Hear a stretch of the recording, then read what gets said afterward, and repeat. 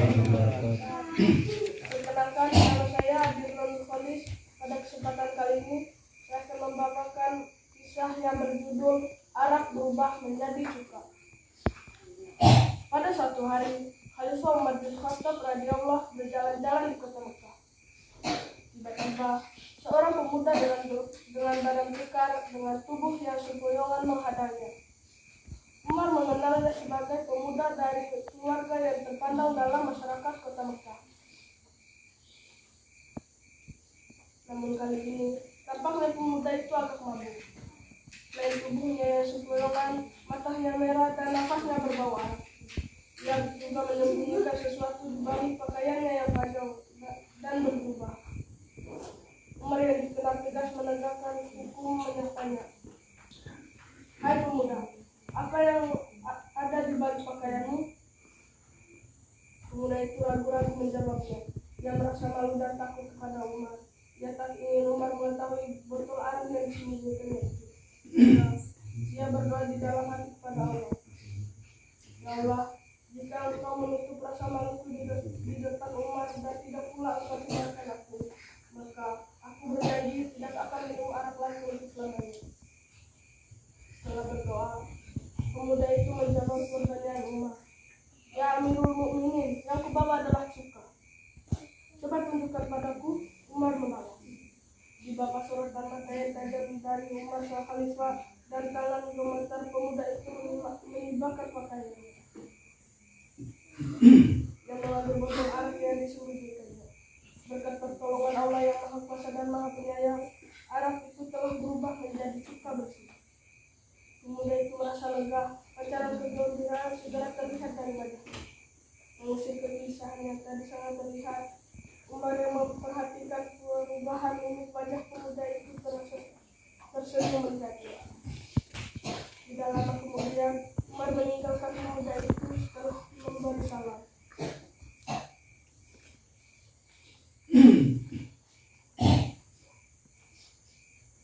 Setelah kejadian itu, pemuda tadi benar-benar bertaubat. Dia tidak lagi sedikit pun meminum minuman arak dan segala hal yang dapat membuatnya mabuk dan merusak hati serta otaknya. Sebaliknya, dia selalu beribadah kepada Allah Subhanahu wa Ta'ala yang dilakukan melalui sholat 5 waktu dan beribadah puasa. Dia juga rajin berbuat amal kepada sesamanya serta kepada orang tuanya. Dia merasa bersyukur Allah Subhanahu wa Ta'ala masih memberinya kesempatan untuk lebih lama menjalankan ibadah. Wassalamualaikum warahmatullahi wabarakatuh. Waalaikumsalam warahmatullahi wabarakatuh. Terima kasih kepada Ibu Serta yang pertama. Warahmatullahi wabarakatuh. Waalaikumsalam. Perkenalkan, nama saya Sulastri Fatmawati. Saya akan membawakan sebuah kisah yang berjudul Nabi Yahya alaihissalam takut siksa neraka. Pada saat Nabi Zakaria alaihissalam menyampaikan dakwah di majelis taklim, beliau selalu menyempatkan diri terlebih dahulu untuk menyapukan pandangan ke seluruh ruangan untuk memeriksa apakah putranya yang masih berusia belia, yaitu Yahya, berada di antara para jemaah atau tidak.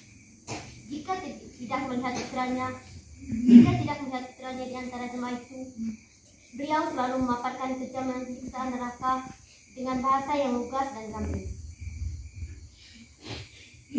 Pernah satu ketika beliau sedang memaparkan ayat-ayat Allah Subhanahu wa Ta'ala yang berkenaan dengan siksaan neraka. Yahya masuki ruangan majelis. Seketika itu juga, dengan cara yang amat halus, Nabi Zakaria alaihissalam membelokkan arah pembicaraan dakwanya ke masalah lain. Hal itu disebabkan oleh beliau merasa kasihan dan tidak tega jika Yahya mendengar siksaan neraka. Waktu itu, Yahya adalah seorang anak yang baru beranjak dewasa, namun sudah dikenal sebagai anak yang taat beribadat dan berbakti kepada orang tuanya. Sebagai anak yang cerdas, Yahya dapat merasa ada sesuatu yang disembunyikan oleh ayahnya terhadap dirinya. Ia semakin ingin mengetahui semua dakwah ayahnya. Pada suatu hari, Nabi Zakaria alaihissalam duduk memberi nasihat pada umatnya sampai Nabi Zakaria alaihissalam tidak mengetahui Yahya duduk di antara para jemaah. Yahya waktu itu memang sengaja mengenakan tutup kepala dan jubah, serta duduk di kerumunan paling tengah agar tidak kelihatan oleh ayahnya. Tanpa menyadari kehadiran putranya, Nabi Zakaria alaihissalam memaparkan kejaman siksaan Allah SWT di neraka bagi orang-orang yang tidak mau beribadah dan mengembangkan perintahnya. Beliau berdakwah, malaikat Jibril pernah berkata bahwa sebuah jurang yang bernama Bahadan yang tercipta dan dimurkan Allah yang pemurah, di dalam jurang itu ada sumur-sumur api yang berkedalaman sejauh 200 tahun perjalanan, dan ada pula peti-peti api berisi rantai dan kayu. Yahya yang baru pertama mendengar dakwah ayahnya tentang neraka segera berdiri dan keluar sambil berteriak ketakutan, "Adu sakran, adu gahdan." Nabi Zakaria alaihissalam sangat terkejut melihat putranya.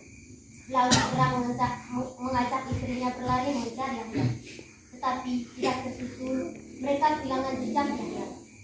Ketika tiba di atas sebuah bukit, mereka bertemu dengan seorang pengembala. "Tahukah engkau seorang pemuda yang melintasi tempat ini dengan ciri-ciri seperti ini?" Nabi Zakaria alaihissalam bertanya sambil menerangkan ciri-ciri ibu Yahya. Pemuda pengembala itu menjawab, "Mungkin Tuhan sedang mencari Yahya?" Nabi Zakaria menjawab, "Ya benar, di mana dia sekarang?" Pengembala yang baik hati itu kemudian mengantarkan Nabi Zakaria alaihissalam dan istrinya ke tempat yang dia berada. Rupanya Yahya sedang berdoa di dalam gua di sebuah bukit. Ia mengatakan enggan pulang karena semata-mata ingin berdoa dan beribadah karena takut pada siksa neraka Allah SWT. Ibunya menyapa, "Duhai anakku, demi ibumu yang mengandungmu selama 9 bulan di dalam perutmu, marilah nak kita pulang ke rumah." Hati Yahya lama-lama luluh juga melihat kehadiran kedua orang tuanya. Dengan takdir, Yahya menghampiri ibunya dan segera pulang bersama-sama.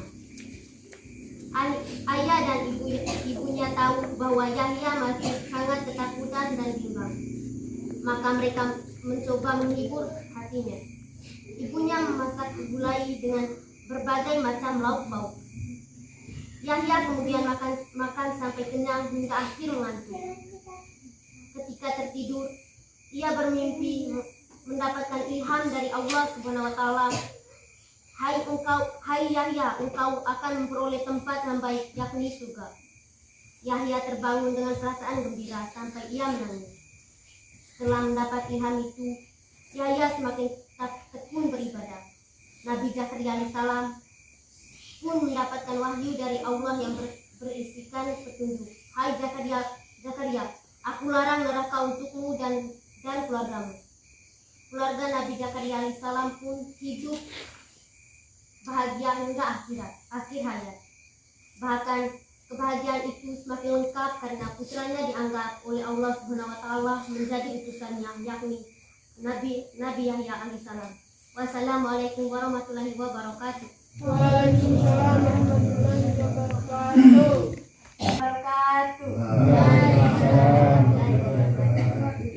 Perkenalkan, nama saya Aziza Kuratahyun. Saya akan membawakan sebuah kisah yang berjudul Menghormati Bulan Ramadan. Sebelum nama ini, hidup seorang pemuda bernama Muhammad. Sebenarnya ia anak baik, namun ia dikenal tidak suka salat dan tidak puasa. Ia juga tidak mau sedekah dan banyak lagi ibadah yang tidak dijalankan. Jangankan yang sunnah, yang wajib saja ia lalai. Entah kenapa saat tiba bulan Ramadan, hatinya tersentuh untuk bertobat dan beribadah kepada Allah. Sejak awal Ramadan, ia rajin membersihkan badan dan berhias dengan mengenakan pakaian terbaik yang dimilikinya. Ia mulai rajin sholat, bahkan tak hentinya ia mengqadha seluruh sholat yang pernah ditinggalkan semasa hidupnya. Mengqadha artinya mengganti. Sholat yang ditinggalkan sejak akil balik sampai ia sabar bahwa meninggalkan sholat adalah dosa. Akhir balik artinya mendapat kewajiban menjalankan ibadah. Hari kedua Ramadan. Ketika ia baru saja selesai berbuka puasa, datang seorang kawan dan bertanya kepadanya, "Hai Muhammad, kenapa kau lakukan ibadah seperti ini?" Muhammad menjawab, "Ketahuilah sobat, bulan ini adalah bulan kasih sayang Allah, bulan pertobatan dan bulan pembebasan dari api neraka. Semoga dengan taubat dan berbagai ibadah yang kulakukan sekarang ini, Allah yang Maha Pengasih dan Maha Penyayang mengampuni segala dosa-dosaku." Pertobatan dan ibadah Muhammad ternyata bukan hanya dilakukan selama bulan Ramadan saja, melainkan berkesinambungan dengan melakukan ketaatan, kebajikan, kebaikan serta ketakwaan kepada Allah. Bahkan kepribadian dan akhlaknya kemudian menjadi contoh di lingkungannya. Suatu malam, tatkala dia dipanggil oleh Allah keharibannya, masyarakat di lingkungan merasa kehilangan. Mereka rindu melihat perilakunya. Mulai dari ketaatan, kesalahannya, hingga sikap ringannya membantu fakir miskin. Itulah contoh pertanda orang yang bertaubat, betul-betul taubat nasuha. Suatu malam, seorang teman bertemu dengannya melalui mimpi. Mereka berdua bercakap-cakap. Sang teman bertanya, "Balasan apakah yang selama ini kamu rasakan di alam baka dari Allah?" "Allah mengampuni segala dosaku dengan rahmat-Nya. Karena aku menghormati bulan suci Ramadan dengan cara bertaubat dan mengerjakan amal ibadah, baik di waktu malam, pagi maupun siang. Dan setelah bulan suci itu berlalu, amal ibadahku pada Allah tak pernah putus." Jawab Muhammad, sang ahli surga. Wassalamualaikum warahmatullahi wabarakatuh.